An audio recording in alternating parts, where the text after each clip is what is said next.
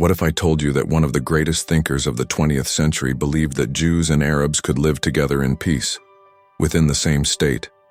That this man dedicated his entire life to that vision, even when the world around him was moving in the opposite direction? We're talking about Martin Buber, a philosopher who dared to dream of an Israel completely different from the one we know today. An Israel where the word coexistence would not be a utopia, but a daily reality, built day by day, conversation by conversation, encounter by encounter. As you watch this video, you're probably thinking, impossible. Just look at what's happening in the Middle East today. And that is exactly why Buber's story is so powerful. He lived in a time when that impossibility seemed even more distant, when the conflicts were only beginning to take shape. And yet he saw something that few others could. Imagine for a moment, what if things had been different? What if, instead of walls, we had built bridges? What if, instead of us versus them, we had chosen us together? I'm not talking about fantasy or wishful thinking. I'm talking about a real, structured political project, one advocated by one of the brightest minds of his time. Martin Buber wasn't a naive dreamer lost in philosophical abstractions. He was a man who moved to Palestine in the 1930s, who lived the tensions firsthand, who spoke with leaders on both sides, who witnessed up close the birth of the very conflicts that still haunt the region today. And yet, or perhaps precisely, because of this, he held to an unshakable conviction: peace was possible. But what impresses me most about Buber's story is that he didn't just believe in peace as a beautiful, distant idea. He had a plan, a detailed, structured plan based on decades of philosophical reflection and practical experience. A plan that many at the time considered too radical, but one that today, as we face endless deadlocks in the Middle East, might make more sense than ever. The burning question is, did we lose something essential along the way? In the rush of history and the urgency of conflict, under the pressure of circumstances, did we miss a unique opportunity to build something truly different? This is the story of a man who believed that the answer to humanity's deepest conflicts was not in the victory of one side over the other, but in something far more revolutionary: the ability to see the other, truly see, as an equal, a partner, someone with whom it is possible to build a shared future. Get ready to meet Martin Buber, the philosopher who dreamed of an Israel that could have been. To understand how someone could develop such a revolutionary vision of one of the most complex conflicts in modern history, we need to go back to the beginning.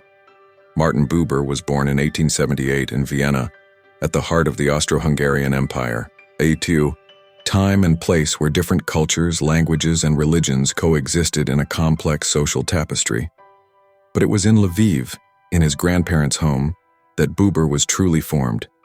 Imagine a 3-year-old boy separated from his parents by a traumatic divorce, being raised by grandparents who embodied two seemingly opposite worlds. His grandfather, Solomon Buber, was a respected scholar, a man of reason, dedicated to critical studies of Jewish texts. His grandmother, on the other hand, was deeply connected to the mystical tradition of Hasidism, the branch of Judaism that values direct spiritual experience, joy in faith, and emotional connection with the divine. That tension between reason and experience, between critical analysis and spiritual living, would forever shape Buber's thought. He grew up realizing that the deepest truths weren't found only in books, but also in lived life, in real encounters between real people. During his university years in Vienna, Leipzig, and Berlin, Buber immersed himself in the European intellectual world. He studied philosophy, literature, art history. He encountered the ideas of Nietzsche, Dilthey, and the great German thinkers who were revolutionizing the understanding of what it means to be human. But something always pulled him back to his Jewish roots, especially that Hasidic tradition he had encountered in his grandmother's home. Young Buber did something extraordinary. Instead of abandoning tradition or blindly embracing it, he chose to rediscover it. He traveled through Eastern Europe, visited Hasidic communities, collected stories, spoke with rabbis and simple people who lived this spirituality in their daily lives. From these travels came his first books on Hasidism, works that introduced this mystical tradition to the European intellectual world in an entirely new light. But Buber was not just an academic interested in preserving ancient traditions. He was deeply engaged with the issues of his time. When the Zionist movement began gaining strength in the late 19th century, Buber became actively involved, but from the start, with a unique perspective. While many Zionists focused on the need for a Jewish state as a solution to persecution, Buber was interested in something deeper, the spiritual renewal of the Jewish people. That's how he became one of the main advocates of what came to be known as cultural Zionism. For Buber, it wasn't enough to create a Jewish state. It was necessary to create a renewed Judaism, a culture that combined the best of tradition with the needs of the modern world. He edited the journal Der Jude, the Jew, which became one of the main forums for discussion on Jewish identity and Zionism in Europe. In 1923, something transformative happened in Buber's life. He was appointed professor of Jewish religion at the University of Frankfurt, a position that allowed him to develop his ideas on interreligious dialogue and the philosophy of relationship. It was during this time that he wrote Ich und Du, I and Thou, his most famous work, which would revolutionize not only philosophy but also theology, psychology, and eventually his own political thinking. But the 1930s brought a growing shadow over Europe. With the rise of Nazism, Buber's life in Germany became unsustainable. In 1938, at the age of 60, he made a decision that would change not only his life, but also the nature of his thought. He emigrated to Palestine. It wasn't an easy decision. Buber was leaving behind a solid academic career, a language in which he expressed himself with mastery, an intellectual world where he was respected and influential. But he was about to discover that this radical change would open up entirely new possibilities for his ideas about dialogue, encounter, and coexistence. When Buber arrived in Jerusalem to take up a chair at the Hebrew University, he didn't just find a new home. He found a living laboratory for his deepest theories about what it means to truly encounter the other.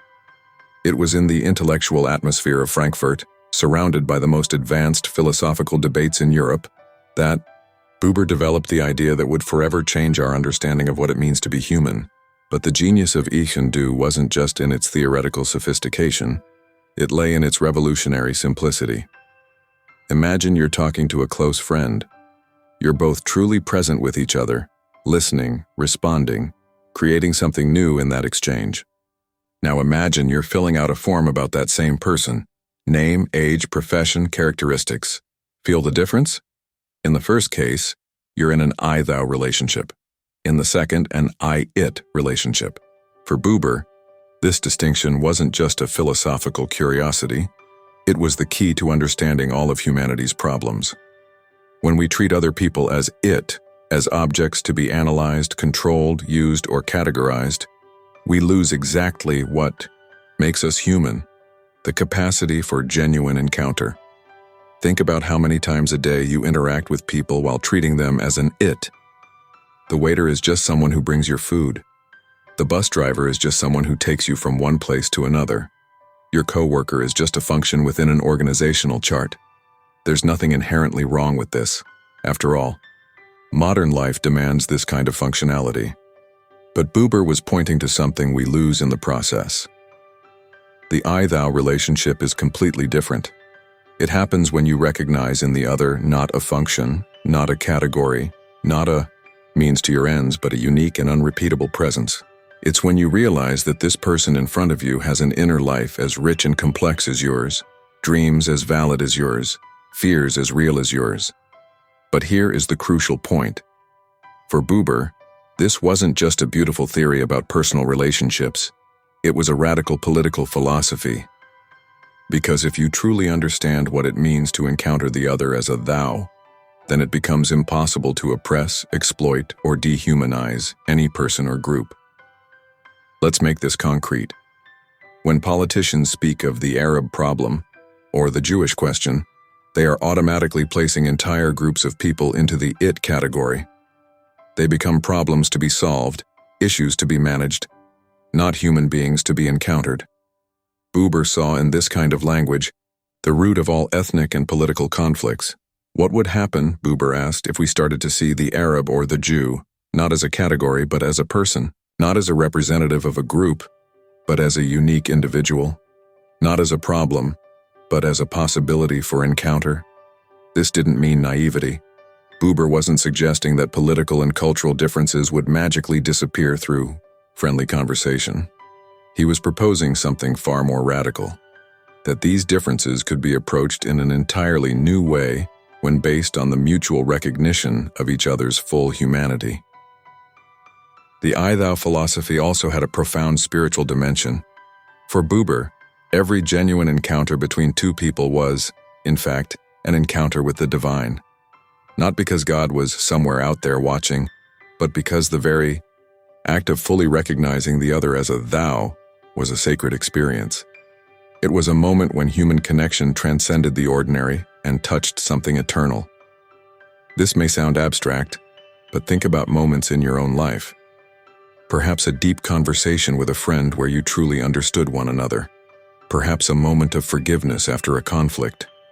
Maybe even a chance encounter with a stranger that left a lasting impact. Buber would say that in those moments, you experienced, even briefly, what it means to truly encounter the other. But here's the most challenging part of Buber's philosophy. The I-thou relationship cannot be forced, programmed, or guaranteed. It is always a gift, a grace, something that happens when we genuinely open ourselves to the other. You cannot manipulate someone into having an I-thou relationship with you. That would be treating them as an it. This insight had profound political implications. It meant that peace could not be imposed from the top down through diplomatic agreements or clever political arrangements. True peace could only be born from genuine encounters between real people, encounters in which each side fully recognizes the humanity of the other. When Buber arrived in Palestine in 1938, he brought with him not only his personal luggage, but this revolutionary philosophy. And for the first time in his life, he would have the opportunity to test it in practice, in one of the most challenging contexts imaginable. A land where two peoples claimed the same territory, where political tensions were rising by the day, and where the future seemed uncertain and potentially violent. The question that would soon become central to his life was this: would it be possible to apply the I-thou philosophy not only to personal relationships, but to the construction of an entire society? Could we imagine a completely new kind of political organization, one based on mutual recognition instead of domination? It was a bold, perhaps impossible question, but Buber was about to discover that the most impossible questions sometimes lead to the most surprising answers. To understand why Buber developed such a unique vision about the future of Israel, we need to realize that the Zionist movement was never monolithic. From the beginning, there were different currents, different views on what it meant to return to Zion. And Buber belonged to one of these currents which, although a minority, exerted a profound influence on the development of modern Jewish thought. On the majority side was political Zionism, whose main architect was Theodor Herzl. The logic was clear and pragmatic. Jews faced systematic persecution in Europe. Anti-Semitism was growing. Assimilation was not working as a solution. The answer? A sovereign Jewish state with defined territory, its own government, army, all the apparatus of a modern nation-state. It was a territorial solution to a territorial problem. Herzl was not particularly interested in cultural or spiritual renewal. He was an assimilated Viennese journalist who barely spoke Hebrew. For him, Zionism was essentially a political engineering operation to take the Jews out of where they were persecuted and put them in a place where they could be normal, safe citizens like any others. But there was another current, far more subtle and complex, led by thinkers like Ahad Ha'am. He was Buber's intellectual mentor in the Zionist movement. Ahad Ha'am argued that the Jewish problem was not only political, it was cultural and spiritual. Centuries of exile had created not only physical vulnerability, but also a crisis of identity. Jews were losing their language, their traditions, their connection to an authentic Jewish culture. For cultural Zionists, the issue was not just creating a safe refuge, but recreating a civilization. They wanted Palestine to become the center of a Jewish cultural renaissance that would radiate to all Jewish communities worldwide. They wanted to see Hebrew again as a living language.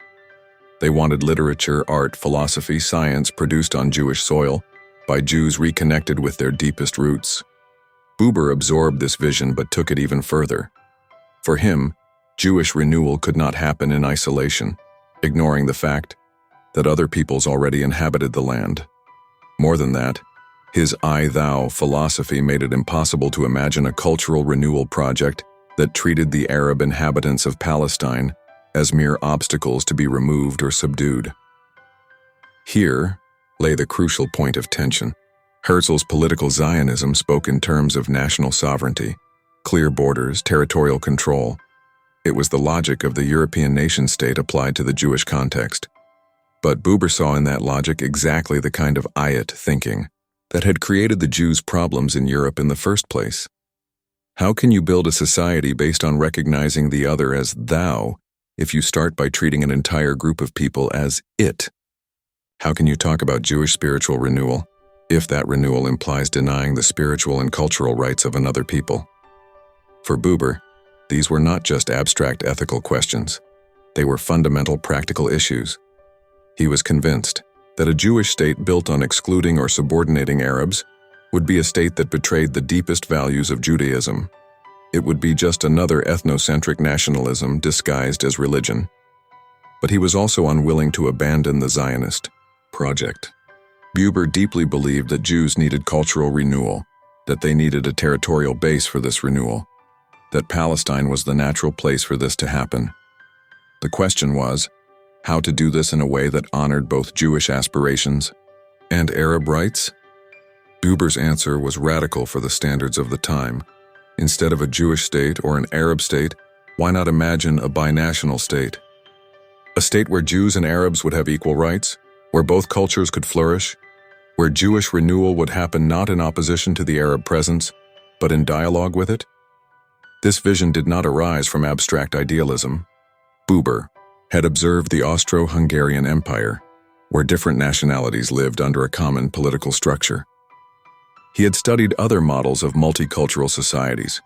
He was convinced it was technically possible to create political institutions that protected the rights of both peoples without one dominating the other. More than that, Buber began to argue that this binational model would be superior both to Jewish nationalism and to Arab nationalism. It would be an opportunity to create something truly new in modern political history, a state based not on excluding the other, but on inclusion, not on cultural homogeneity, but on creative diversity. It was a revolutionary vision, going against all the political trends of the time. The 1920s and 1930s were the era of ethnic nationalism, the idea that each people should have their own homogeneous state. Buber was proposing exactly the opposite: heterogeneous states, societies where different peoples consciously chose to live together. But this vision put Buber in an increasingly isolated position within the Zionist movement. He was no longer just a minority voice. He was becoming a dissident voice. And when he finally arrived in Palestine in 1938, he would discover that turning this philosophical vision into political reality would be even more challenging than he had imagined. When Buber landed in Haifa in 1938, he was not arriving just as another European intellectual refugee. He was coming as someone who carried a completely different vision of what that land could become. And in the following years, he would turn that vision into a concrete political proposal, detailed and surprisingly feasible. The idea of a binational state did not emerge out of nowhere. As early as the 1920s, observing the growing tensions between Jews and Arabs in Palestine, Buber had begun to argue that the exclusive nation-state model simply would not work in that context. The land was too small, the peoples too intertwined, and the historical claims too legitimate on both sides for a winner-takes-all solution to work in the long run. But it was only after arriving in Palestine that Buber could see up close the real complexity of the situation. Jerusalem in the 1930s and 1940s was a city where Ashkenazi Jews, Sephardic Jews, Christian Arabs, Muslim Arabs, Armenians, Greeks, and dozens of other communities lived in physical proximity, but in separate social and political worlds. It was a perfect laboratory for his theories on intercultural encounter. In 1942, Buber took the decisive step. Along with other intellectuals such as Judah Magnus, president of the Hebrew University, and Henrietta Sold, founder of Hadassah, he created the group Ehud, which means union in Hebrew. Ehud was not just a discussion club. It was an organized political movement with a program, strategy, and practical action. Ehud's proposal was revolutionary in its simplicity and radical in its implications. Instead of a Jewish state or an Arab state, they envisioned a Palestinian-Israeli state where both peoples would have guaranteed constitutional rights, proportional political representation, full cultural autonomy, and equal access to resources and opportunities. Let's detail how this would work in practice. The political structure would be federal, with cantons or provinces where each group would have autonomy to manage its own cultural, educational, and religious affairs. The central government would be bicameral, with one chamber representing individuals and another representing the national communities. No major law could be passed without the consent of both national groups. The education system would be dual, Jewish schools in Hebrew, Arab schools in Arabic, but with mandatory exchange programs, visiting teachers, and a common curriculum on the history and geography of the region. The idea was to maintain distinct cultural identities while creating shared citizenship. The immigration issue, already explosive at the time, would be resolved through quotas agreed upon by both groups, neither unlimited Jewish immigration, as Zionists wanted, nor a total ban on Jewish immigration, as Arab nationalists wanted, but a controlled and consensual flow that respected the legitimate interests of both sides. The land issue would be addressed through a mixed system, private property protected but also public lands developed cooperatively through joint Jewish-Arab projects. Buber imagined binational kibbutzim, planned mixed cities, irrigation and agricultural projects that would unite the two communities around common goals. But perhaps the most visionary aspect of the proposal was its international dimension.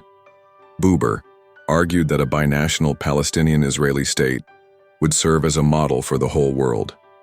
In an era of aggressive nationalisms and growing ethnic conflicts, here was a practical example of how different peoples could consciously choose to live together. Ehud was not just a group of dreamers. They had serious political connections. Judah Magnus maintained regular correspondence with moderate Arab leaders. Buber participated in international conferences where he presented the binational proposal to diplomats and European and American intellectuals. They published newspapers, organized events, and lobbied the British authorities. And here is what is most surprising. For a brief historic moment, the proposal seemed viable. In 1946, an Anglo-American commission investigating Palestine recommended something very close to what Ehud was proposing. Some moderate Arab leaders showed interest. There was real political momentum. Buber was convinced they had a unique window of opportunity. The international community was traumatized by the Holocaust and seeking just solutions to the Jewish problem. At the same time, the decolonization movement was gaining strength, and there was growing sympathy for Arab national aspirations.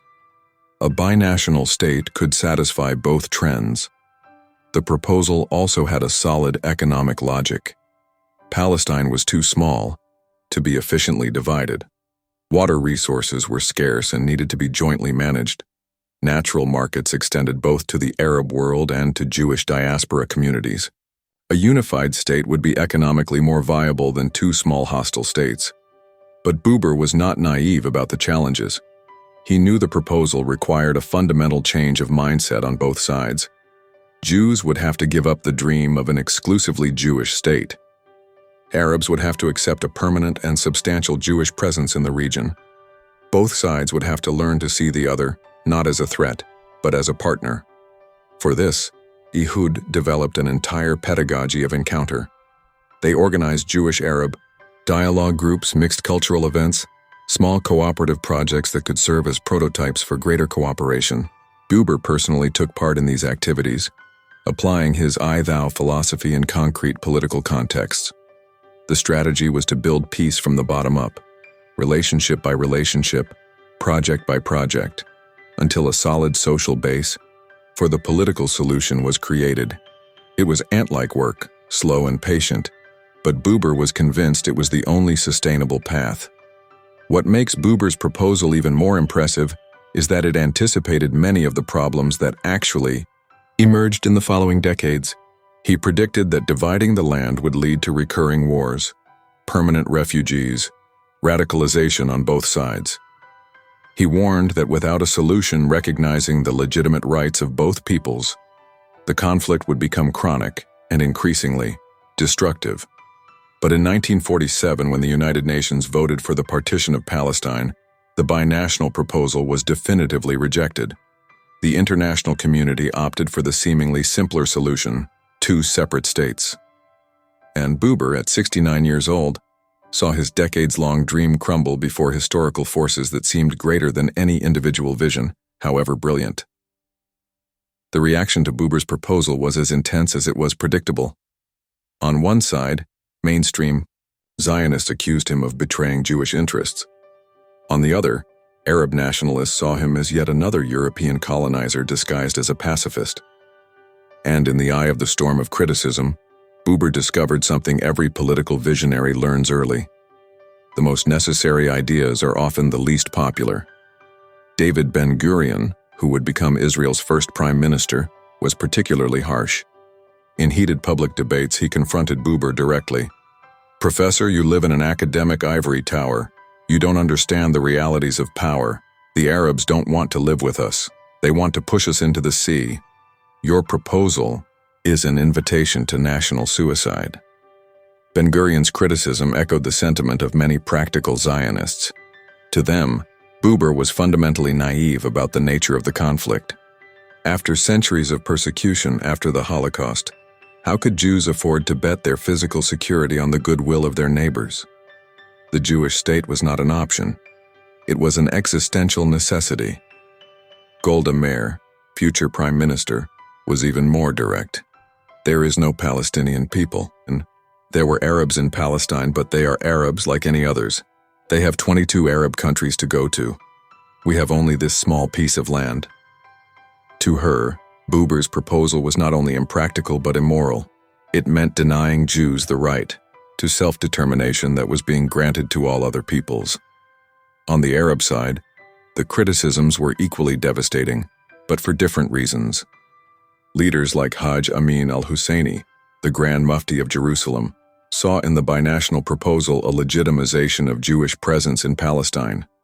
For them, any agreement recognizing permanent Jewish rights in the region was unacceptable. Palestine was Arab land, period. Moderate Arab intellectuals, who initially showed some interest in Buber's ideas, soon distanced themselves.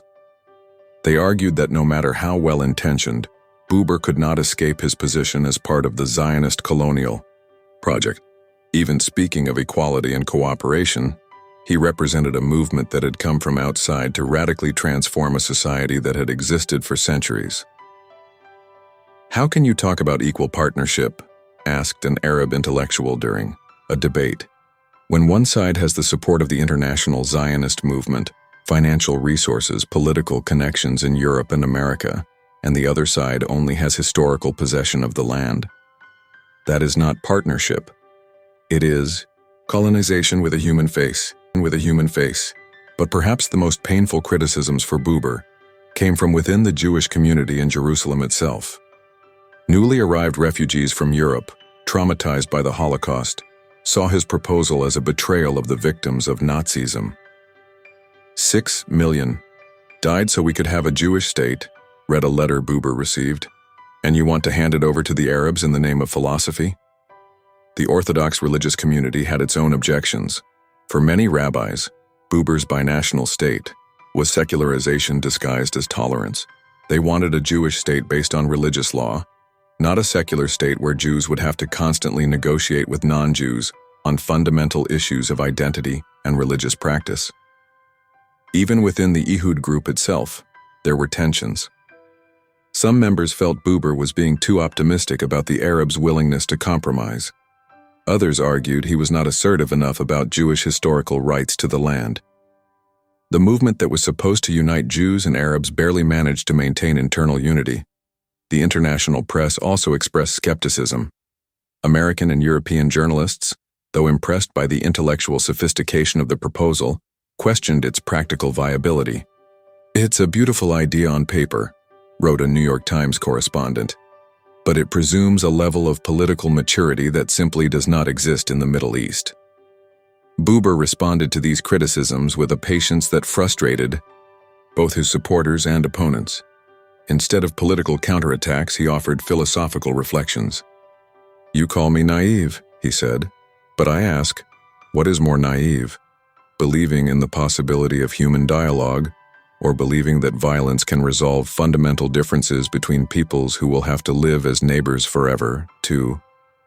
Those accusing him of betraying Zionism, Buber replied that he was being faithful to the deeper Zionism, one that sought not only physical security for the Jews, but moral renewal.